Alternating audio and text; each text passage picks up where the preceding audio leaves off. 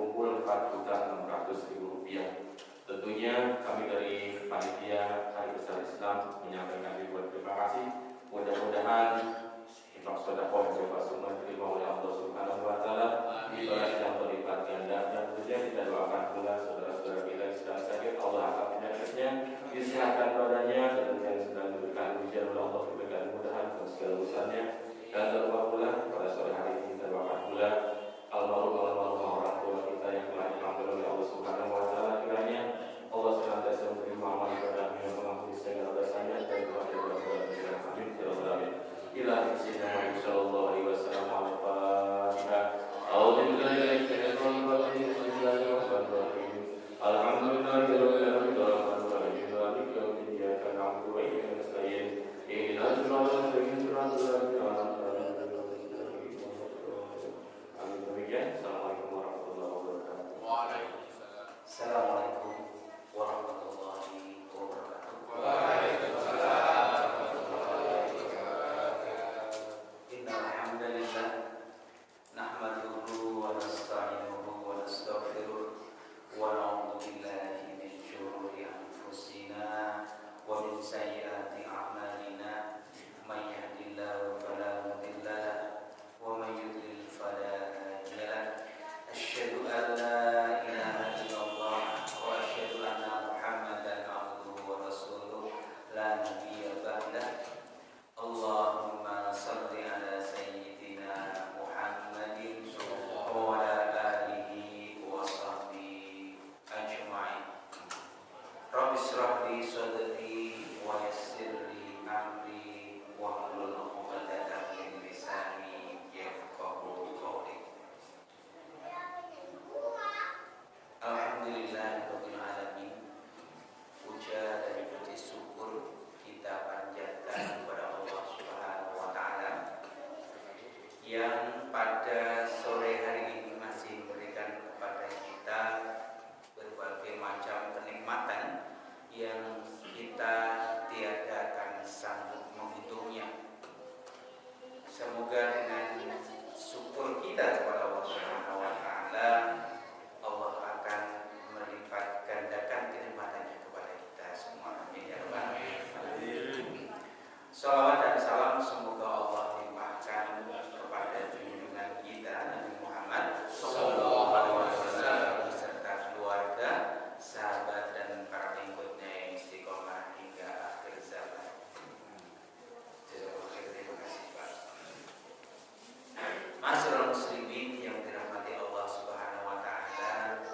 Oke, Bapak sekalian, di 1 bulan yang lalu kita membahas hal-hal yang dianjurkan untuk mengobati lintasan-lintasan yang sering mampir di kepala kita ketika kita sholat, gitu Pak ya. Ada yang sumbernya lahiriah karena habis melihat kaos kampanye gitu, habis nonton TV gitu. Udahlah yang itu dulu ya, jangan nonton dulu TV dulu, ke masjid nggak usah pakai kaos yang berwarna-warni yang menarik, itu kan contohnya seperti itu.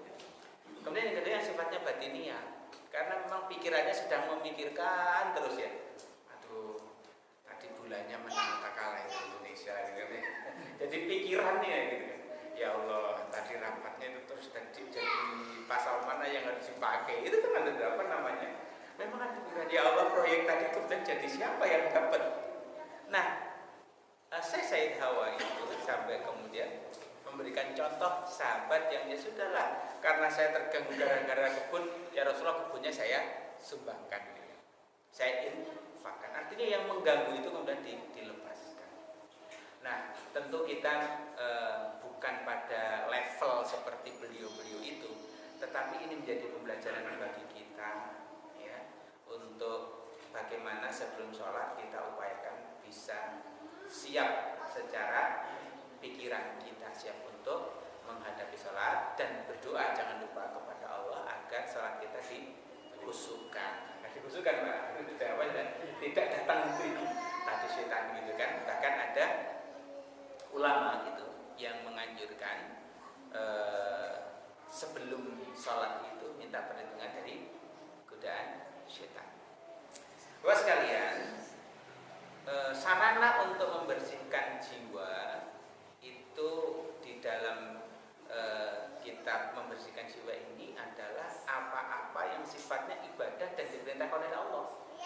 Jadi membersihkan jiwanya itu tidak menggunakan hal-hal yang tidak ada dasarnya dari Al-Quran dan dari perintah Kanjeng Nabi, gitu ya.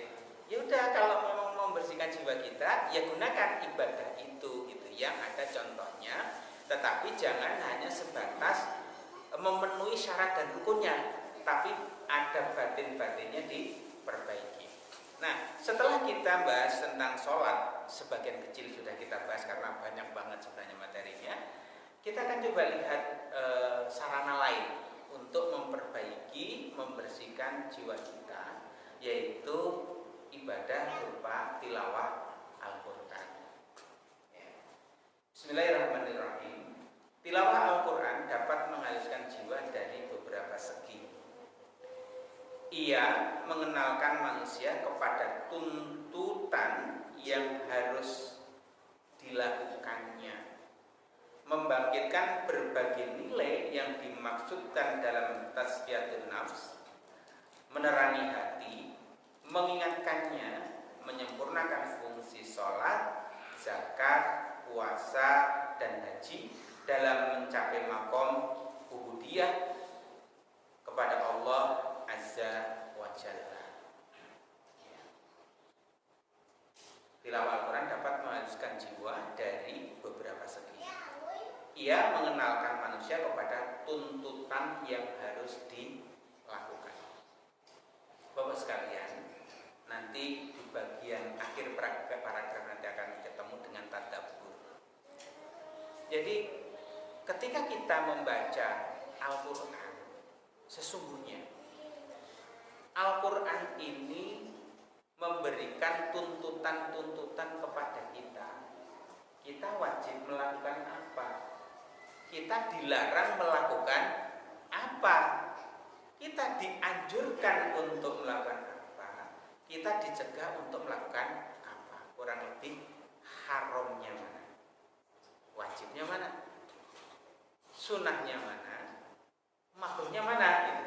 Jadi ketika kita membaca Al-Quran, itu sesungguhnya kita sedang menyelami, aku diperintah apa oleh Al-Quran ini. Sehingga ketika kita mendapatkan perintah itu, hati kita terpenuhi oleh keinginan untuk melaksanakan kewajiban yang Allah berikan kepada kita. Ketika kita membaca Al-Quran, kemudian di sana diperintahkan untuk wala tajassasu, janganlah engkau jasus mencari sana, mencari sini, salahnya apa, mencari-cari kesalahan orang lain. Kemudian kita teringatkan, ya Allah, ternyata selama ini saya suka cari-cari kesalahan orang lain, ya. Itu kita dituntut itu, ya Allah, aku hentikan ini karena ini ya enggak. Janganlah engkau membicarakan saudaramu. Apakah engkau ayuhibbu ahadukum ayakula lahma akhihi mayitan? Apakah engkau suka dengan memakan daging saudaramu sendiri? Ketika kita membicarakan keburukan-keburukan saudara kita, maka sesungguhnya kita diberatkan sedang memakan daging. Begitu membaca itu, maka seolah-olah Allah sedang mengajarkan kepada kita, hentikanlah apa yang kamu lakukan itu tidak baik. Itu tuntutan-tuntutan yang diberikan Al-Quran kepada kita. Membangkitkan berbagai nilai yang dimaksudkan dalam tazkiyatun nafs. Nilai-nilai yang ada tadi, perintah, larangan, anjuran, pencegahan tadi yang ada di dalam Al-Quran, itu kemudian dapat membangkitkan nilai kebaikan dalam rangka membersihkan jiwa kita. Ya sudahlah, saya tidak akan memperpanjang keinginan saya untuk mencari kesalahan saudara saya. Ya sudahlah, saya tidak akan membicarakan keburukan saudara saya. Itu nilai-nilai yang kemudian dilekatkan kepada kita. Menerangkan hati, menerangi hati dengan membaca Al-Quran. Maka Rasulullah Shallallahu Alaihi Wasallam itu menjanjikan akan menerangi hati kita, bahkan ketika kita juga tidak ngerti maknanya itu. Kita mungkin sekarang sudah mudah untuk memahami makna Al-Quran dengan membacanya. Tapi bapak simbol mbah kita dulu bahasa Al-Quran iya ngertinya hanya bahasa Arabnya aja, terjemahnya ya nggak ngerti gitu. Tapi mereka bisa luluh hatinya, lembut tutur katanya karena kebiasaan baca Al-Quran itu hatinya terang. Kemudian menyempurnakan fungsi sholat, fungsi zakat, puasa, haji dan sebagainya. Maksudnya ketika kita belajar zakat, puasa, haji, kita belajar tentang rukun-rukunnya menurut fikihnya seperti apa. Maka kita seringkali dengan membaca Al-Quran kita menemukan nilai dibalik hukum-hukum itu apa. Jadi Bapak sekalian, seringkali ketika kita belajar fikih, mayoritas ketika kita belajar fikih, yang kita pelajari adalah syarat rukun sahnya, apa yang membatalkan, dan kita nggak pernah khatam. Wong ngaji tajwid, ngaji fikih itu selalu babul miyah gitu kan, bab tentang air gitu kan. Dari zaman saya SD, di SMP diulangi, di SMA diulangi, ngaji sampai itu ya diulangi babul miyah gitu kan. Sampai sekarang ketemu dengan air salju gitu. Padahal kita jarang ketemu. Nah, ada yang seringkali terlupakan oleh kita, makna yang terkandung di dalam perintah-perintah itu. Perintah sholat maknanya apa sih? Nah, seringkali kita kemudian bisa mendapatkan itu dari Al-Quran. Maka Bapak Ibu sekalian, jamaah sekalian dari Allah Subhanahu wa Ta'ala, saya dapat meneruskan begini. Tilawah Al-Quran memerlukan penguasaan yang baik tentang hukum tajwid dan komitmen harian dengan wirid dari Al-Quran. Nah, ini sudah mulai masuk apa yang perlu kita lakukan. Bapak sekalian, beliau mengatakan tilawah Al-Quran memerlukan penguasaan yang baik tentang hukum tajwid. Ini juga belajar tajwid gak rampung-rampung gitu ya. Kalah sama anak-anak kita yang teroak. Begitu sih mereka sudah gorib gitu, sudah hampir lulus itu, kita sudah nggak bisa menang lah mereka apal itu kitab nomor 6 gorib itu gitu kan. Kita nomor 5 Bapak sekalian,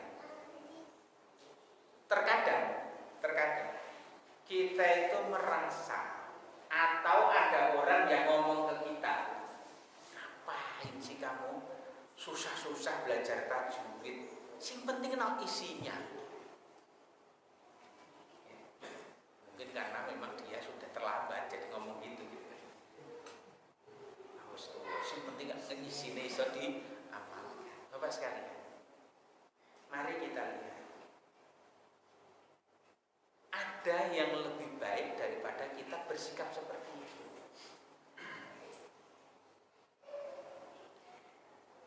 Hiasilah Al-Quran dengan memperindah suara Al-Quran. Saya lupa itu bahasa Arabnya. Kalau saya belajar kitab Usmani jilid 3, itu di bab pertama itu hadis-hadis tentang itu. Rasulullah merintahkan kepada kita untuk baca Al-Quran itu dengan baik, dengan memperindah suara. Nah, ahli hukum tilawah itu dalam kitab Usman itu sampai menghukumi wajib gitu. Kenapa? Karena kalau nanti ngomongnya salah, jadi artinya salah, kurang lebih gitu. Tapi bagi kita, coba kita perhatikan begini Pak. Membaca Al-Quran dengan benar itu diperintahkan Kanjeng Nabi. Mengeluarkan huruf dari tempat yang benar itu dicontohkan oleh Nabi. Membaca dengan hukum yang benar itu diperintahkan dan dicontohkan oleh Nabi. agak susah. Kita sebagai umat Islam yang mengatakan wa asyhadu anna Muhammadar Rasulullah, aku bersaksi bahwa Muhammad adalah Rasul Allah, itu menerima tanpa reserve. Pak izin minum ya.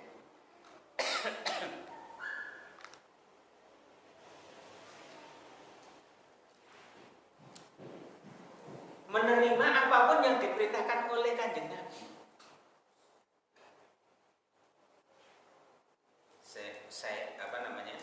Sayyidina Abbas, Sayyidina Abdullah bin Abbas itu mencontoh Nabi, itu tidak memikirkan ini maknanya apa. Sampai suatu hari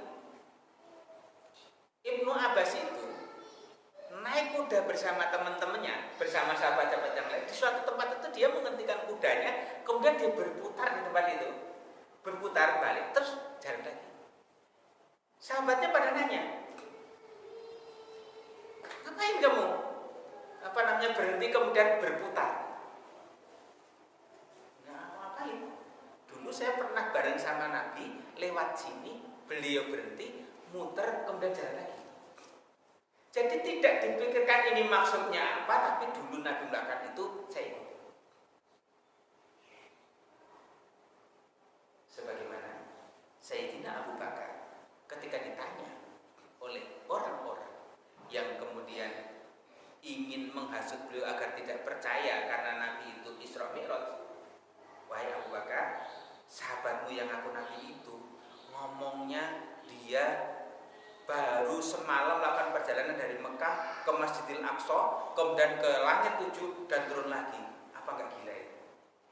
Abu Bakar mengatakan, seandainya Muhammad mengatakan yang lebih hebat daripada itu, saya percaya. Aku membenarkan. Maka disebut Abu Bakar Siddiq. Bapak sekalian, mengikuti perintah Nabi suruh baca Al-Quran ini swocok. Baca sebaik-baiknya, ikuti. Apa artinya? Itu nomor 2. Yang penting Nabi nyuruh itu saya ikuti. Suruh belajar tajwid, ya saya belajar. Kalau hasilnya sudah sampai umur 50 tahun kok bacanya ya masih susah juga, itu rezeki kita kok seperti itu.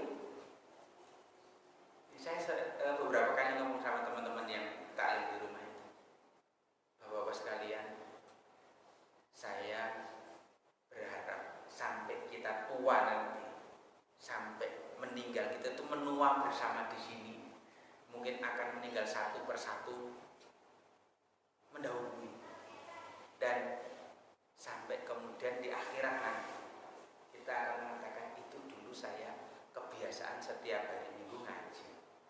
Ya Allah, kalau ada yang temanku yang belum masuk surga sebentar surga, moga-moga bisa bareng. Bapak-bapak yang kayak di sini nih, moga-moga ketika nanti di akhirat kok melihat temennya nggak ketemu di surga, ya Allah tolonglah itu setiap malam minggu ketemu saya ngaji di Musola Al-Amanah, setiap malam Senin ya Al-Amanah. Ya Allah tolonglah agar bareng-bareng kita ketemu di sini, ketemu di surga.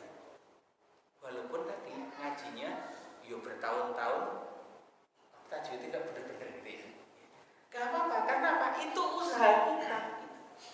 Perintah Nabi suruh memperbaiki, perbaiki. Jadi ketika kita memperbaiki tilawah kita itu, Pak, hati kita, jiwa kita sedang dididik untuk enggak sombong. Gak usah memikirkan pentingkan artinya. Ini perintah yang Nabi SAW. Hati kita dibersihkan dari menolak hal-hal yang seperti itu. Jadi upayakan mengikuti perintah Nabi, membaca Al-Quran dengan benar. Insya Allah dengan kita ikhlas menyerahkan diri kita menerima itu, maka hati kita insya Allah akan lebih baik. Yang pertama, berupaya membaca, memenuhi hukum-hukum tajwid. Dan komitmen harian dengan wirid dari Al-Quran. Memiliki komitmen harian dengan wirid Al-Quran. Maksudnya setiap hari itu kita punya tekad yang kuat. pokoknya aku dalam sehari harus baca Quran. Ya Pak ya. Bapak-bapak sekalian, guru-guru kita sampai sekarang masih kita amalkan. Membiasakan kita itu wiridnya rutin. Astaghfirullahaladzim la ilaha illallah hayyul qayyum wa atubu ilaih. Atau astaghfirullahaladzim li wali walidayya wali jami'il mu'minin dan seterusnya. La ilaha illallah wahdahu la syarika lah dan seterusnya. Itu wirid yang rutin kita baca. Sehingga tidak lupa kita dari zaman kecil dulu sampai sekarang kita punya anak kecil dan mungkin punya cucu kecil. Itu kita ya wirid itu semua. Syekh Said Hawa itu memberikan panduan kepada kita. Kita perlu punya komitmen wirid harian Al-Quran. Gimana Pak? Jadi sehari-hari kita perlu membaca Al-Quran. Kapan wiridnya? Ya terserah Bapak. Menjelang tidur, bangun tidur, habis sholat maghrib, atau apa gitu kan? Itu dijadikan wirid harian kita. Kita punya komitmen untuk membaca itu. Kita belum cerita tentang makna dan sebagainya, tapi bagaimana kita menyisihkan waktu kita, ya Allah, aku membasahi lidahku dengan bacaan Al-Quran. Maka kemudian sekarang ada komunitas Ondoj One Day One Juz, sehari satu juz. Ini sudah mulai sekitar tahun 2005 kalau setelah Ondoj itu bentuk masjid. Nah, sekarang sudah merebak di mana-mana sampai kemarin teman diklat di Barreskrim Megamendung itu, ibu-ibu teman satu sejawat saya. Dia mengatakan, saya sekamar sama Ibu A, gitu, pejabat di Ibu A ini, pejabat Asron Bakakan Wil di waktu itu di Aceh di Sumatera Utara. Diklat di Megamendung. Teman saya ini, ya, dia mengatakan, saya senang banget Mas Tri sama ibu itu. Kenapa? Karena saya di sana tenang, nggak takut. Kan di Megamendung itu tempatnya gitu Pak ya, apa namanya, tempatnya sepi gitu. Jadi antara ruang sekolah dengan sekolah lain itu kan jauh-jauh gitu, dan tempatnya mau sepi. Nah, namanya ibu-ibu. Saya senang banget sekamar dengan ibu itu. Kenapa? Dia itu ikut Ondoj 2 Pak Tri. One Day One Juz itu 2, jadi dia sehari itu menghatamkan 2 juz itu. Pejabat itu Pak. Subhanallah. Jadi ada orang yang sanggup mewajibkan dirinya gitu ya, mendorong dirinya, saya mau wiridan baca Quran sehari 2 juz. Ada yang teman-teman SMP saya itu mengadakan one week one juz, 1 minggu 1 juz, tapi prakteknya nggak seminggu, sudah 2 minggu nggak selesai itu. Tapi ya sudah, yang penting berusaha gitu kan. Usaha itu tetap. Nah, kita perlu komitmen itu Pak. Yang bisa 1 hari 1 juz itu sangat baik. Yang bisa 1 hari setengah juz itu baik. Yang 1 hari 1 lembar itu juga baik. Tapi kan itu apa namanya? Keinginan kita untuk menyisihkan waktu. Bapak sekalian, Bapak-bapak mungkin mengalami juga seperti saya. Saya dulu ngaji setiap malam dengan guru ngaji saya itu, kalau ngaji itu cuma 2 baris atau 3 baris Pak. Baca basa Jawa, terjemahan basa Jawa pakai huruf Arab Jawa. Nerjemahin ini hanya 2 baris. Wes tinggal pulang sama guru. Itu wirid rutin kan seperti itu. Jadi walaupun hanya setengah halaman, walaupun 1 halaman, seharusnya itu kita syukuri bahwa kita bisa mewakafkan waktu kita itu untuk membaca Al-Quran. Bapak sekalian, dua hal ini sifatnya lahiriah. Artinya akhirnya ya sudahlah, perintahnya seperti itu, saya ikuti. Insya Allah seperti yang ada beredar di WA grup itu. Gimana sih baca Quran? Gak ngerti artinya kok bisa dapat. Dicontohkan orang yang menimba air dengan keranjang, airnya nggak dapat, tapi keranjangnya lama-lama bersih. Kayak kita baca Quran nggak ngerti artinya, tapi hatinya luluh. Tadi baru aspek lahir. Beliau melanjutkan begini. Al-Quran dapat berfungsi dengan baik apabila dalam tilawahnya disertai dengan adab batin. Nah ini, tadi lahir sekarang batin. Dalam perenungan, khusyuk dan tadabbur. Bapak sekalian, kalau tadi kita mewakafkan untuk wirid, itu kadang-kadang tadi yang sehari sampai 2 juz itu, kan dia baca saja gitu, baca saja. Sekedar ya Kanjeng Nabi buruh saya ikuti. Untuk menjadi fungsinya lebih baik lagi, maka perlu perenungan. Baca Al-Quran direnungi. Saya merasa agak beda ketika merenungi dengan sekedar membaca tafsirnya. Jadi baca satu ayat yang kemudian direnungi itu akan memberikan bekas yang lama.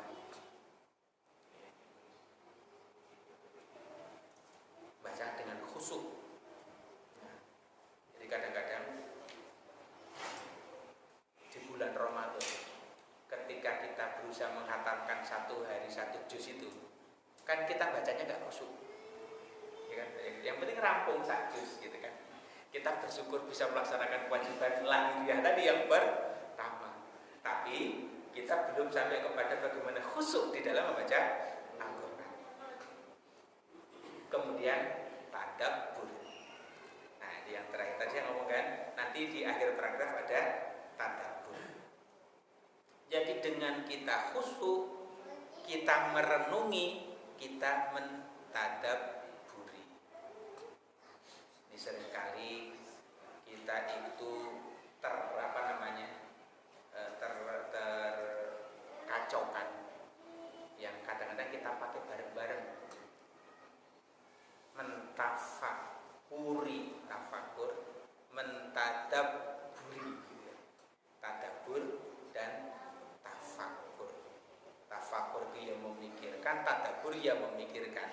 Tapi dalam Al-Quran, tafakur itu sering dipakai untuk alam semesta, untuk ayat-ayat kauniyah. Tadi pagi Pak di Al-Ghuraba itu Pak itu subuh jadi imam bacanya inna fi khalqis samawati wal ardi wa ikhtilafil laili wan nahari la ayatil lil albab alladzina yadhkuruna Allaha qiyaman wa qu'udan wa 'ala junubihim wa yatafakkaruna fi khalqis samawati wal ardi rabbana ma khalaqta hadza batila subhanaka wa qina adzabannar. Wa yatafakkaruna fi khalqis sama, dan mentafakuri penciptaan langit dan bumi. Jadi tafakur itu lebih sering dipakai untuk memikirkan ciptaan-ciptaan Allah, ayat-ayat kauniyah. Kalau tadabbur itu untuk seringkali dipakai untuk memikirkan ayat-ayat Al-Quran. Maka di sini saya dakwah menggunakan kata-kata khusyuk dan tadabbur. Bapak sekalian yang dirahmati Allah Subhanahu wa taala, membaca Al-Quran, merenungi, kemudian dia berusaha memahami hukum Al-Quran ini akan beresiko bagi saya apa sih? Hukum ini mengenai saya apa sih? Itu tadabbur. Membaca apa yang ada di Al-Quran dan memikirkan hukumnya bagi saya. Kalau tafakur itu bagi bagaimana dia memikirkan sesuatu yang ada di dunia ini, ciptaan-ciptaan Allah. Ini sebenarnya di balik ini ada apa sih? Ya Allah, ternyata seperti ini maknanya. Saya tadi cerita juga tentang tadabburnya, tentang tafakurnya ya. Saya memelihara ikan. Ada ikan apa namanya sebesar-besar ini, ada 9 ekor. Saya mau buang itu nggak tega. Meliharanya pakai apa namanya terpal. Akhirnya saya buatkan kolam permanen. Saya buatkan kolam permanen 2 meter kali 1 meter. Setelah jadi kolamnya itu, mau saya pindahkan ini 9 ekor ikan ini ke kolam yang permanen. Ketika masih pindahkan Pak, itu ternyata dia baru bertelur dan beranak. Banyak kok, ratusan kali ini. Kan saking banyaknya kecil-kecil. Mas kalian, saya itu mungkin ikan yang sebesar lidi itu Pak. Itu mau saya kasih makan apa? Pelet itu kan sebesar menir-menir gitu kan. Itu mulutnya belum ada, nggak bisa. Ikan nggak menyusu kan? Nggak ada ya, ikan menyusu kan nggak ada yang ikan. Terus dia makan dari mana gitu? Ya kalau baca di YouTube kemudian direndemin. Setelah setengah busuk di penyet-penyet dikasih makan. Tapi itu enggak, saya enggak seteladan itu gitu.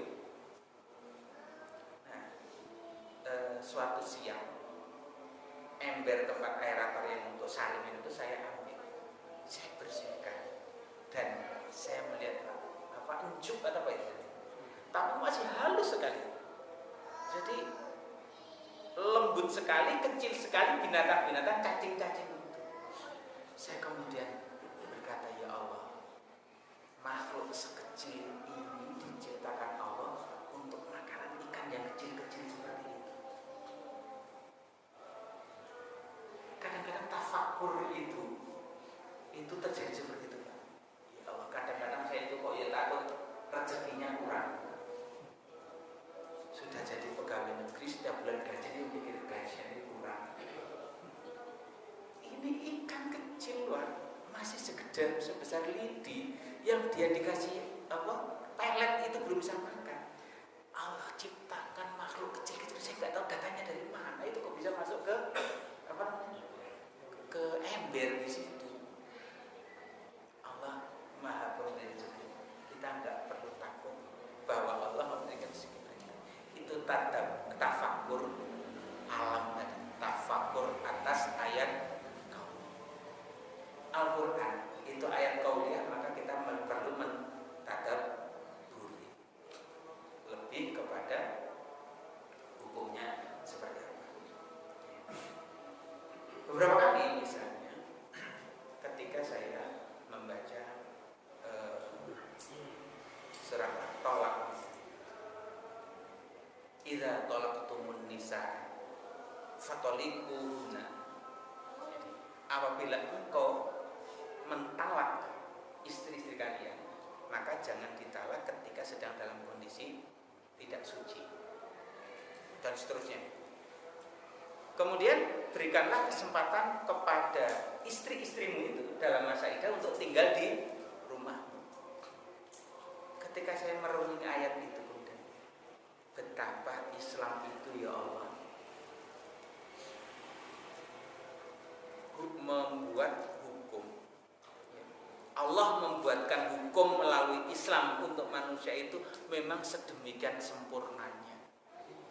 Dia melindungi wanita. Nek wanita ditalak sama suami itu nggak boleh langsung suruh pergi. Kenapa?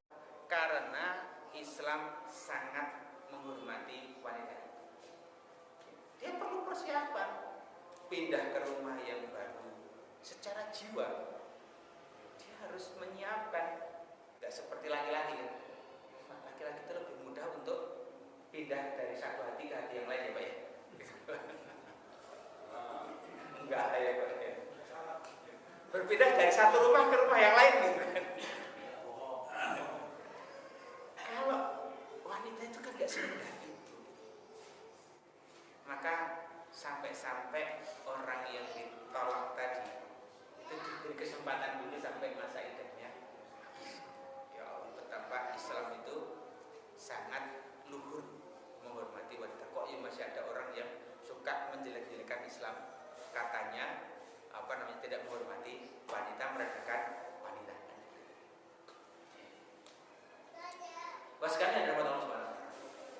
Ketika kita kemudian baca ayat ya ayyuhalladzina amanu udkhulu fis-silmi kafah, wahai orang-orang yang beriman, masuklah kalian ke dalam Islam secara menyeluruh.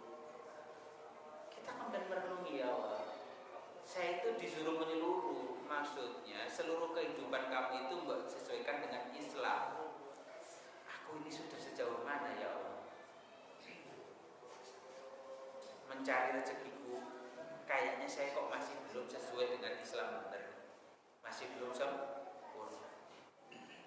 Ya Allah, ketika saya berumah tangga dengan istriku, kok saya kayaknya belum sedemikian sempurna masuk mengikuti Islam.